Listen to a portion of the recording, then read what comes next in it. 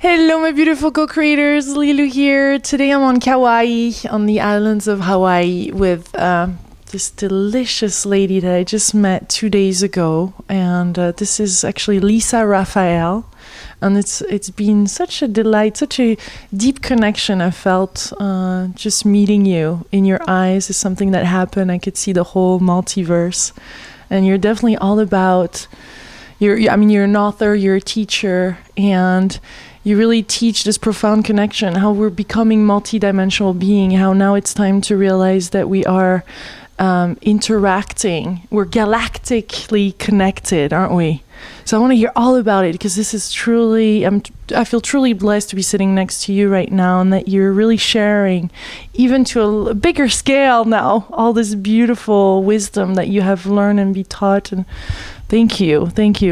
Well, I see myself as somebody who's been gifted with the experience gradually of the opening of my consciousness, so that I can encompass now what I now can understand is that I am myself from another galaxy, from another manifestation of Earth. And it took me a while to embody that Princess from Maldek, that title of my last book. I actually had written it and published it, and had recorded and experienced the different visions from different time periods, 2012, 2024, 2056, from all different spaces and times, which were very real in my body as I was experiencing them. But it took me a while before I had the courage to say, hey, this is really me. These really are my experiences. So what are those experiences that you had? How would you call those experiences, if we could put a general umbrella on it? They are a deepening of the understanding of what our spiritual journey is. Through the visions that I received through this sort of automatic writing that happens, I think the biggest thing is that the enormity of the expanse of our spiritual evolution, of our soul evolution. It's not just many lifetimes. It's on many planets, in many galaxies. It is an infinite process. And I think that's important right now to know, because it's true that we are right now at a crucial point, and that the planet herself has a chance and an opportunity to ascend to a different dimension. And again, the information that I received, and we haven't always made it, we've been here before. We have a chance to make it now. There's some kind of astrological lineup. And it's really up to each of us, and I know that you're doing your part of that, to really clear all our internal scarring. I don't want to call it bad stuff, because the scars are where you grow. One of the things that I love here and everywhere is to noticing how when you cut a piece of the tree, especially on Kauai, there's something growing immediately, practically overnight, from where that scar is. So we need to transform those wounds, not ignore them, not cover them up. You know, we're all responsible for the mess we're in as a planet. We each carry that responsibility, and so we have the responsibility to clear that in the depths of our own soul. And as we do that, we help the planet transform and make it this time. This is quite something. You're profoundly moved by this, aren't you? I mean, you're profoundly connected on a huge galactic scale. Tell us how it feels like. Very humbling. Very humbling. And I think that's why it's taken me a while to own my own mission.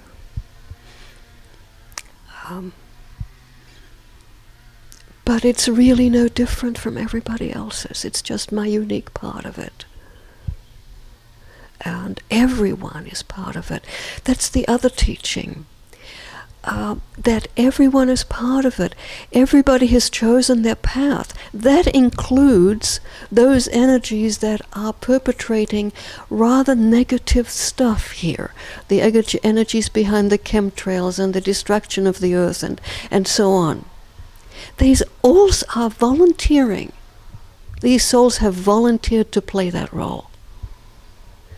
That probably, because most of my life, and certainly my childhood, was so rooted in victimization and injustice and the negativity, that one of the biggest and most important transitions was owning that I have been the perpetrator in I've also been the perpetrator. I've been not just the victim in the concentration, I've been the guard. I've not just been the person who has helped the victims of sexual abuse, of course myself and others, and of ritual torture, really horrific stuff. You recall all of your lifetimes? Oh goodness, I don't think that's possible. Some of them. I don't think that's possible. Oh you boy. remember vividly some of them, don't you? Actually, the memory for me comes in a different way. I receive, especially in this last book, I receive the memories in writing, and I feel them in my emotional body. And the one I'm referring to about being the perpetrator, this came together actually in about 2004 when I was called to Stonehenge, and I had no idea why I hadn't been out of the country, and I got a very clear vision of this. One of the first time I actually get the visual, I saw myself walking across the stones to Stonehenge, and I made a very short trip. And as on my way there, I was given the information that I had been the head of a Druid cult that had been responsible for horrendous torture and sacrifice there. So I sort of had some idea that I was there for some kind of restitution. What happened is that I was very well prepared in the morning. I had arranged to have private time at dawn at the stones. Oh, I had hiking boots, everything prepared. I could see the path. And at the very beginning, I stumbled and fell and gouged a deep hole in my hand. And I was bleeding all the way there. The first thing I needed when I got to the stones on this holy mission was a Band-Aid. So I was at the altar stone and I made some prayer for restitution. Came back. The next day, I'm riding a local bus to Glastonbury, and I'm sitting there and I'm trying to record. The stones gave me a chant, and I was trying to write it down because I didn't want to forget it. And I looked at my hand and I got it. I arrived at Stonehenge with blood on my hands. And when I realized that this had been a very physical, this was no accident. It was a physical, real manifestation of what I was coming there with to release. So that's one of the more powerful ones from recent times. So each time you see that, or you're in touch with that, or you have those lifetime memories where they were what could appear more on the negative side, you release them. For you, that's an opportunity to really right there in that moment. That was the opportunity on that occasion. They are in the process. Yeah. But it's not actually lifetime by lifetime. It's more like lesson by lesson, as my spiritual understanding and my ability to be honest with myself. Because it's really not about forgiving anyone else. We can't forgive Hitler if we haven't forgiven Hitler within us. One of the most brave things I did after I finished my first book was to schedule a public lecture at the Holocaust Museum entitled Facing the Nazi Within. Because that's what I believe it's about. We cannot hang on to this separation between the victim and the perpetrator. We are all of it. That's what it is. We are all every part of it. So what you're really about is you're really into this quest of oneness, aren't you? I think this is a common quest. And whatever role we take on the way is our part of it. And every voice is important. Everyone. Every life form. That's the other teaching that I got with this last book, is that there is not just an individual consciousness, a collective consciousness, a planetary consciousness, a consciousness of this solar system, but that when all the life forms in a whole system evolve into that space of oneness, we move into another realm. And the subtitle of that book is A Visionary Exploration of the Fifth Realm. And I believe the fifth realm is the same as what is referred to as the fifth sun. By the Hopis too? Yeah, I believe. This world? Yeah, I believe so. But it's a whole galactic ascension. So really, how is our position of the planet compared to other planets and universes? Is there really an expectation here of what's happening here so they can help the entire... I mean, is it really an important, decisive moment on a galactic level? It's important because individually and collectively, how we decide to go affects all the energies and all the life forms, certainly in this cosmos. So yes, there are energies working for us, and those are working not for us, who are really believing that complete control is the way to oneness. Again, it's not conspiracy. It's like those energies and those beings, extraterrestrial and terrestrial, who are doing actions which appear very destructive. They're also on a mission. They also think that's what's right, So it's just important to be without judgment. Certainly we're not going to choose to join in those actions. Okay, again, there's a vision in there of Maldek, as ostensibly, again, according to my writing in my body, I remember. And this is something we may try to recreate, because in this version, in this manifestation of Earth, there was absolute equality, there was a complete sharing of goods and services. And those people and energies that chose separation and fear and so on, they weren't put in prisons, they weren't put in compounds, but there was an interdimensional barrier which prevented the fear and the greed to infect the others. And then what happened is those energies were able to create a bomb which shattered the interdimensional boundary. And that's in a lot of history, and that was the shattering of the planet. What is not in the history is that as the planet shattered, our souls splintered and flew in many directions. You cannot destroy a soul. And so those of us who carry those pieces of memory, we are in different galaxies, on different planets, in different parts of the world, and we are each, wherever we are, working towards recreating this paradise, this Eden, that many of us remember. And so many of us is trying to recreate now. So many, most of the people you're finding and interviewing, and all the people you're not finding and interviewing, the people who are sort of sitting on the street corner looking like they're homeless, everybody.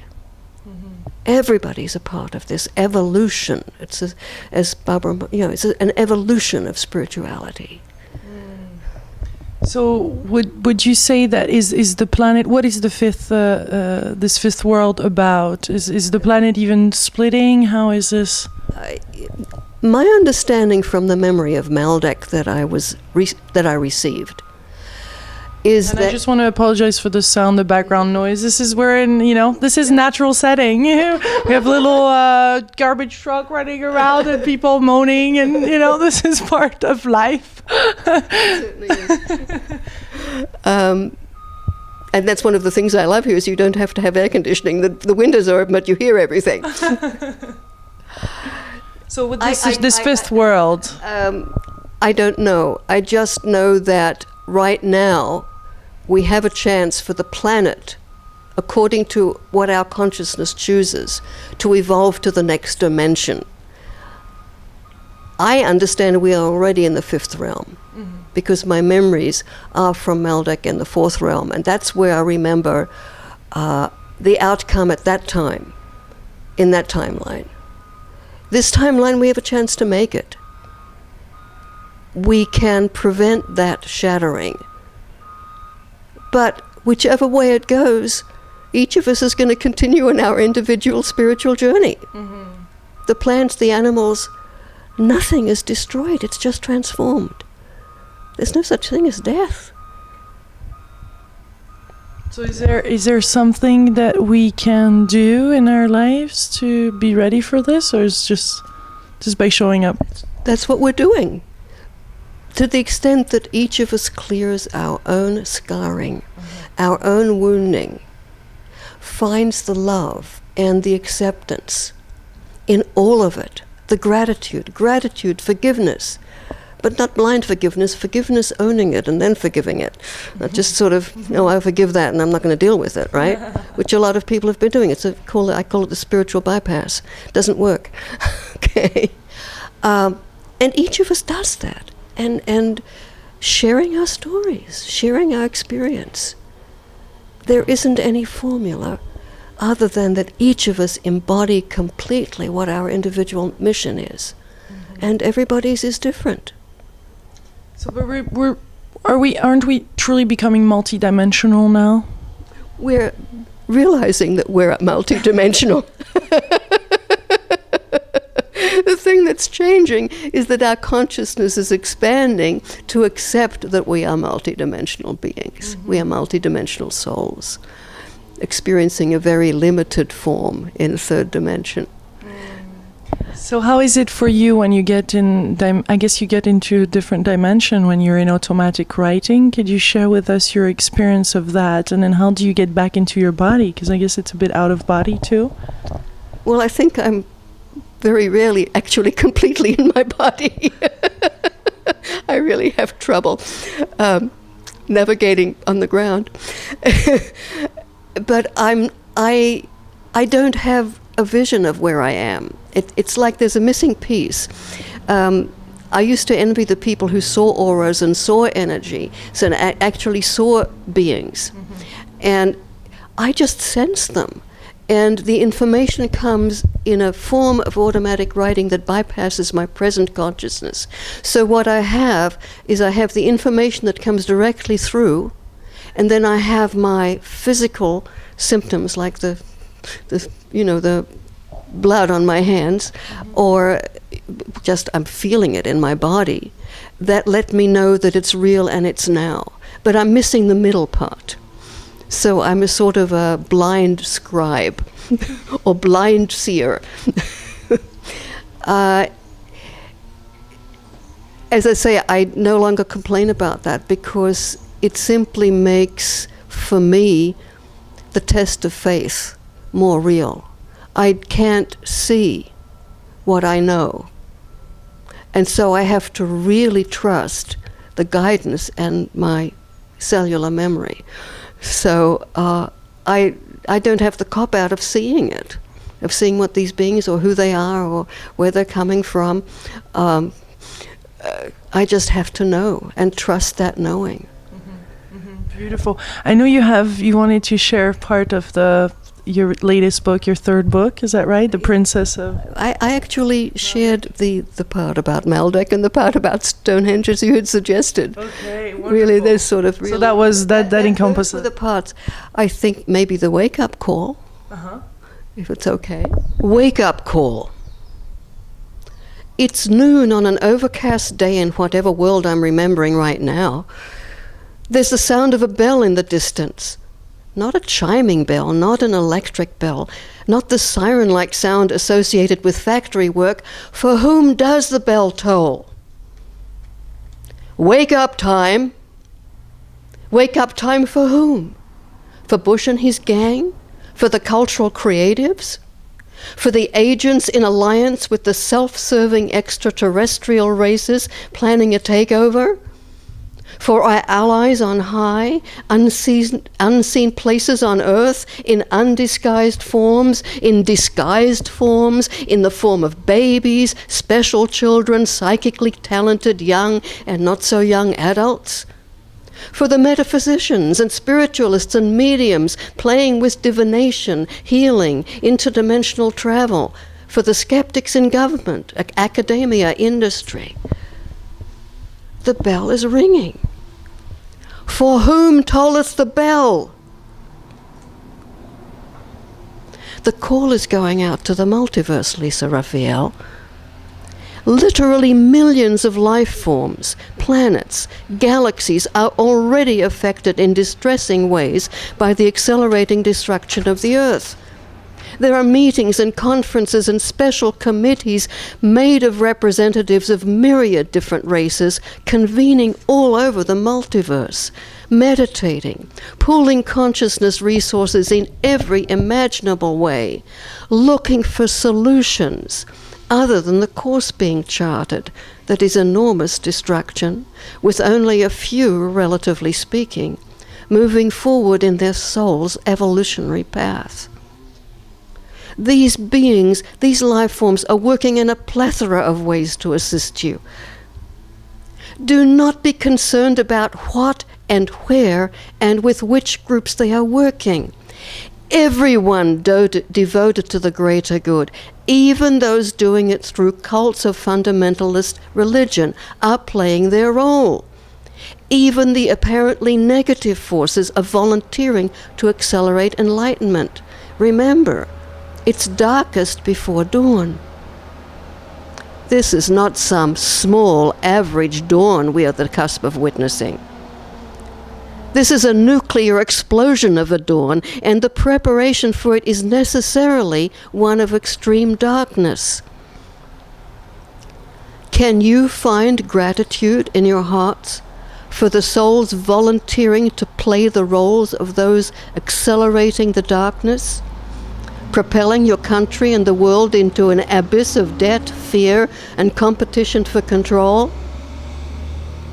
These folks are part of and in service of the bell you hear ringing.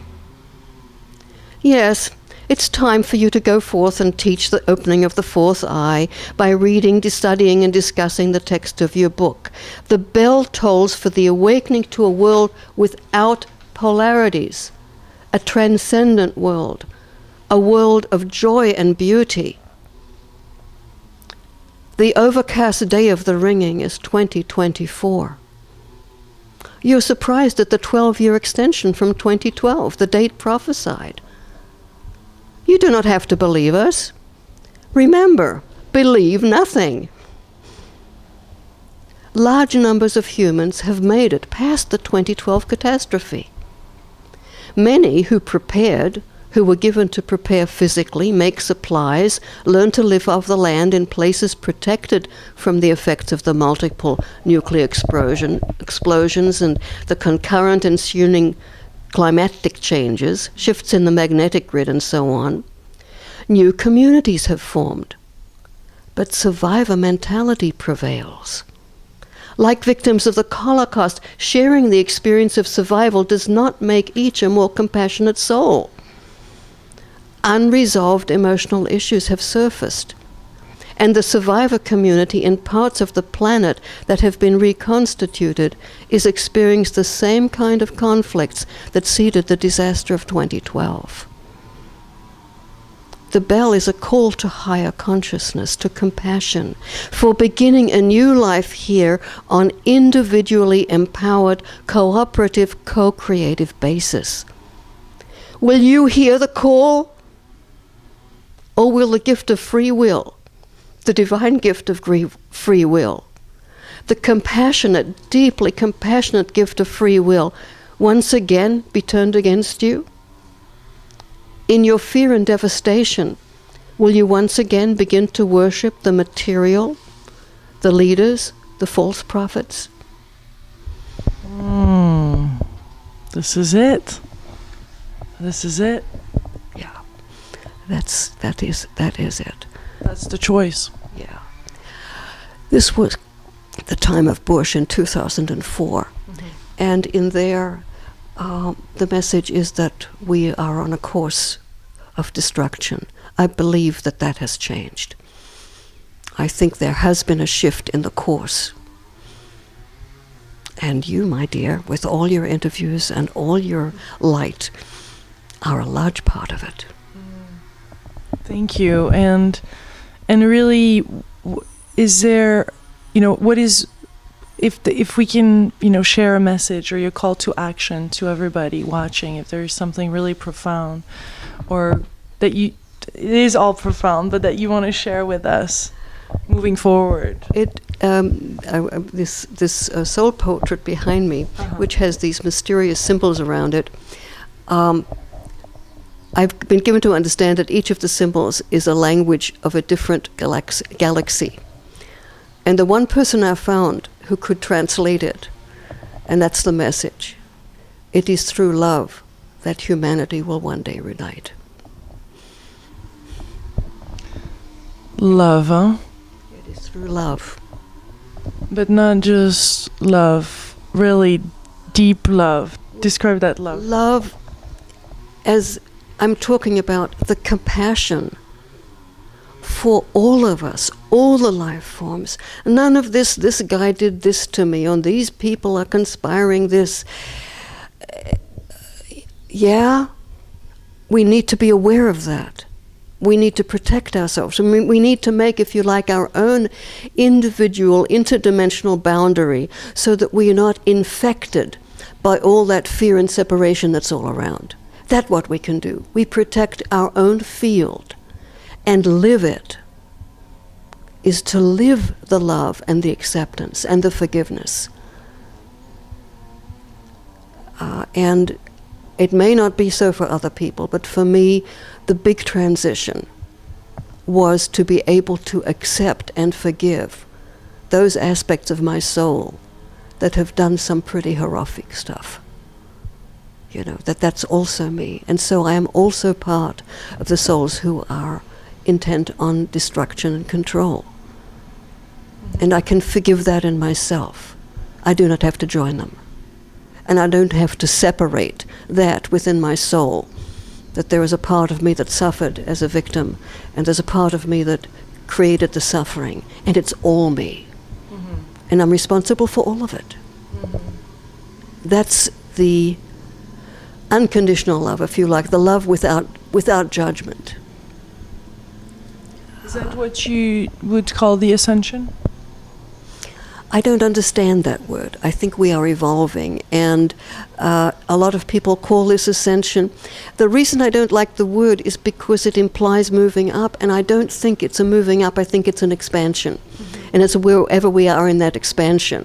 And when you use the ascension, then we can say, "Oh, I'm higher than you are," and that becomes like a hierarchy. So that's because I'm so super sensitive to that now. In my language, that the words I received in the fourth eye of the spiritual primer is compassionate witnessing. Witnessing, being awake, having our eyes open, but with compassion for all of it, which is basically like acceptance. With compassion. And see, I don't think we can have that compassion if we feel, well, I'm right and you're wrong, and I'm the victim and you did this to me. No. You can't have compassion for the other side until you own that aspect of your own being. Yeah. So what is some of the advice that you're receiving as to the catastrophe that some people are predicting? It's exactly what I'm saying. Each of us does our homework, our own individual homework, and to share the stories. Not to be afraid to share our experience on whatever level that is. Because each of us has a piece of this enormous tapestry. And not to focus on what can I do about the whole thing. You know, you can smile at somebody. You can have a kind word. You can just look somebody who's looking miserable in the eyes with a smile. And you have done as much to transform the big picture as any of the big guys who are doing big banners. You know, but that's some people have that role. You understand? It's like, just know that everything you do is important. Everything. And nobody's more important than the other. Some people have the mission to be, you know, big authors and have it, you know, okay, that's their mission. Our individual mission is simply completely know all of ourselves, forgive, love, and that opens the way to have compassion for others. And then people get connected like we have been connected. This was quite magical, actually. On Saturday, last week, and I hadn't put any of this out, and I woke up at 5:30 in the morning and was told I have to put out an event called the Intergalactic Forum. And I was given the date and the time. I didn't even know if it was available. And that took place last Saturday. And yesterday I walked into the small town coffee house and was given a seat next to you. And as soon as I saw you, I knew we were designed, if I could use that word, to do this. Yeah. This is awesome how really everything is really coming out. And thank you for I know this is a different exercise for you, and I really appreciate that you have done that. Well, I believe I was prepared for it by preparing for that Intergalactic Forum presentation. Yeah. I know now, I think that was the preparation, because I had not spoken this material publicly before. So it wasn't, thankfully, the first time I read the wake-up call. I had read it a couple of times before out loud. And I feel it now. Is there something else that you feel that is important for us to hear?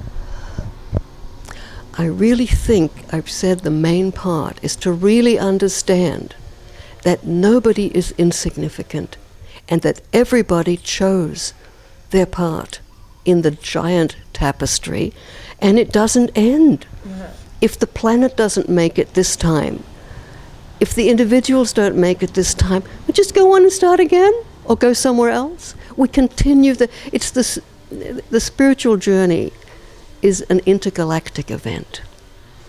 It's not a one-time event. There's more than one heaven. I've also learned from my experience that our souls continue to evolve spiritually after death.